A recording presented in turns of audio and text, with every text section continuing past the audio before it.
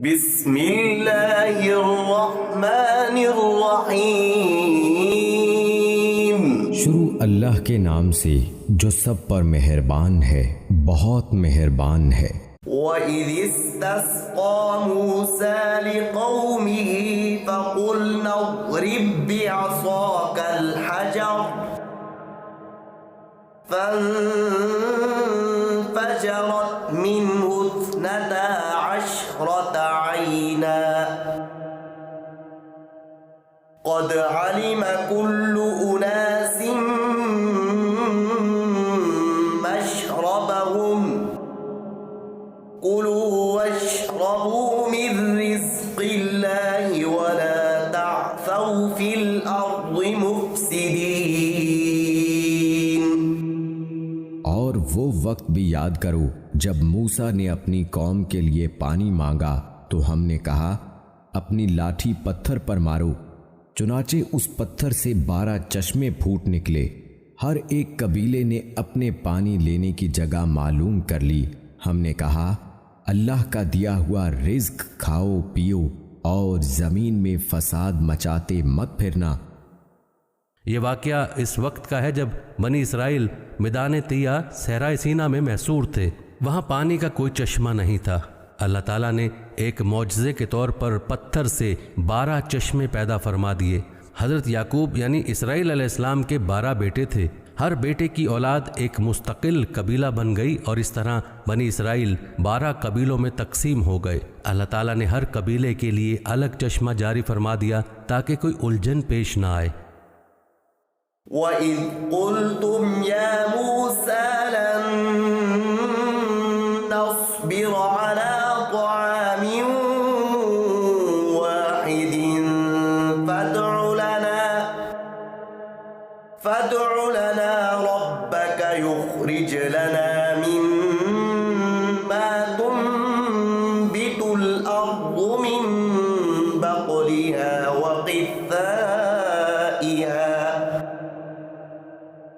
وَقِثَّائِهَا وَفُومِهَا وَعَدَسِهَا وَبَصَلِهَا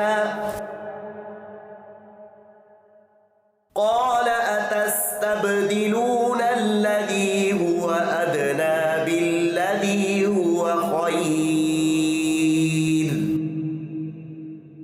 اهْبِطُوا مِصْرًا فَإِنَّ لَكُم مَّا سَأَلْتُمْ وَضُرِبَتْ عَلَيْهِمُ الذِّلَّةُ وَالْمَسْكَنَةُ وَبَاءُوا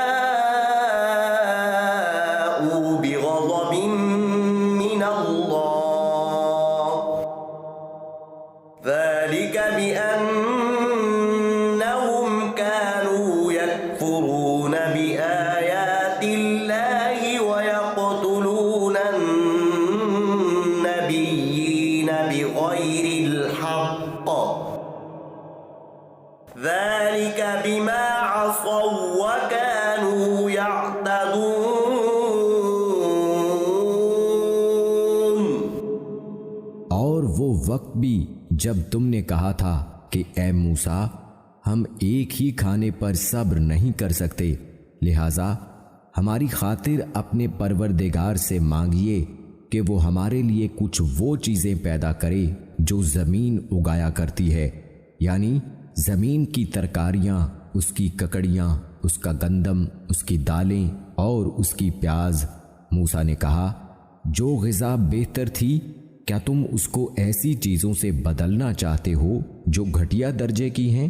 خیر ایک شہر میں جا اترو تو وہاں تمہیں وہ چیزیں مل جائیں گی جو تم نے مانگی ہیں۔ اور ان یہودیوں پر ذلت اور بے کسی کا ٹھپا لگا دیا گیا اور وہ اللہ کا غضب لے کر لوٹے۔ یہ سب اس لیے ہوا کہ وہ اللہ کی آیتوں کا انکار کرتے تھے اور پیغمبروں کو ناحق قتل کر دیتے تھے۔ یہ سب اس لیے ہوا کہ انہوں نے نافرمانی کی اور وہ بے حد زیادتیاں کرتے تھے۔ یہ وہی واقعہ ہے جو اوپر حاشیہ نمبر 45 میں بیان کیا گیا ہے۔ اسی صحرا میں رہتے ہوئے جب مدت گزر گئی اور بنی اسرائیل من و سلوہ سے بھی اکتا گئے تو انہوں نے یہ مطالبہ کیا کہ ہم ایک ہی قسم کے کھانے پر گزارا نہیں کر سکتے، ہم زمین کی ترکاریاں وغیرہ کھانا چاہتے ہیں۔ ان کا یہ مطالبہ آگے آیت نمبر 61 میں آ رہا ہے۔ اس موقع پر ان کی یہ خواہش بھی پوری کی گئی اور یہ اعلان فرمایا گیا کہ اب تمہیں صحرا کی خاک چھاننے سے نجات دی جاتی ہے، سامنے ایک شہر ہے، اس میں چلے جاؤ، لیکن اپنے گناہوں پر ندامت کے اظہار کے طور پر سر جھکائے ہوئے اور معافی مانگتے ہوئے شہر میں داخل ہو۔ وہاں اپنی رغبت کے مطابق جو حلال غذا چاہو کھا سکو گے۔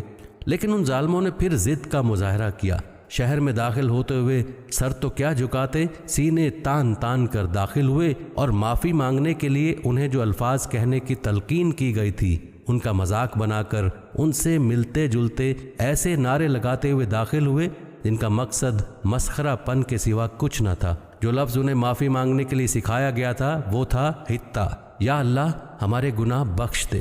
انہوں نے اسے بدل کر جس لفظ کے نعرے لگائے تھے وہ تھا ہنتا، یعنی گندم۔